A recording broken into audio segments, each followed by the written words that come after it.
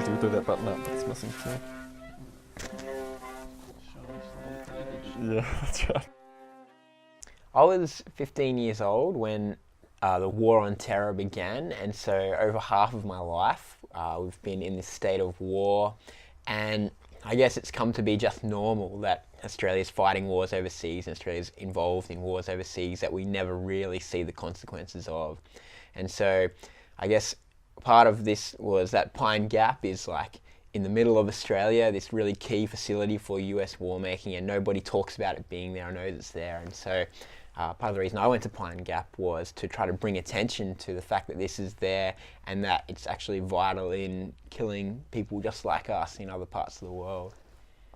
So we've been charged under the Defence Special Undertakings Act, which is the law that protects Pine Gap from protesters effectively, and the maximum penalty is 7 years prison for trespass, which is ludicrously strict, I would say. And so it does take some consideration to think, is this something that we want to do, to trespass on there? And I think partly one of the reasons to do it is to challenge this law, and that really is just there to protect this secretive base from, you know, outside attention or anything like that, and to restrict protest.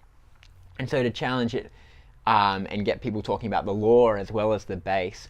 There's two trials happening because there's more or less the same action, but it just happened 2 different days with a few different, 2 different parties.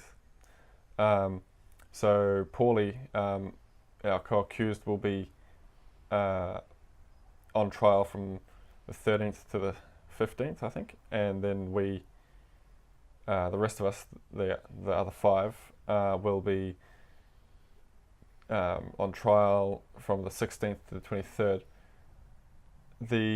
It'll be a jury trial for both trials will be a jury trial, and we personally, I'm hoping that they'll acquit us because of our reasons, that they take that into account, that they will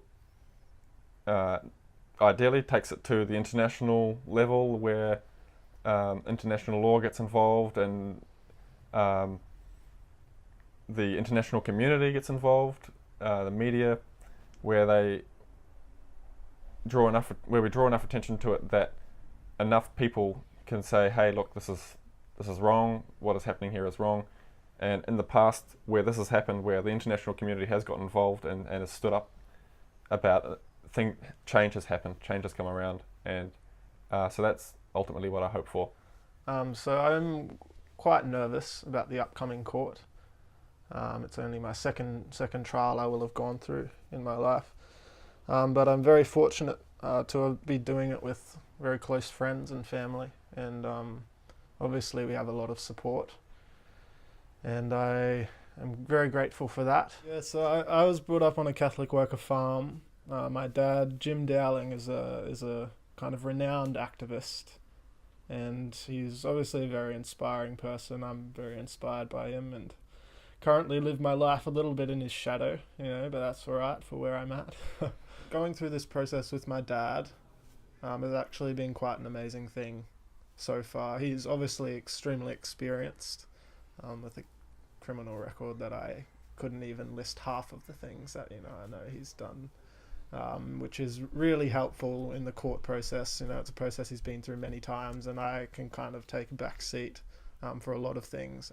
So rather than it being kind of a hard thing for me to do with my father, I guess it's been much more of a positive process for me.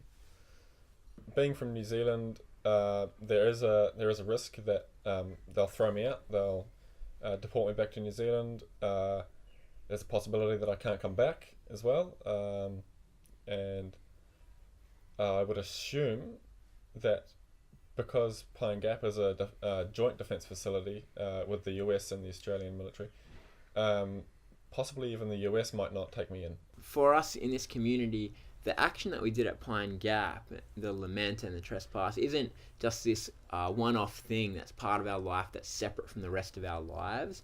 It's really an extension of what we do every day in this house, and and in our interests as well, and in our paid work, we're all doing things that line up with our values, and in the world we want to create. And so we're all trying to live a life that's totally consistent with our values.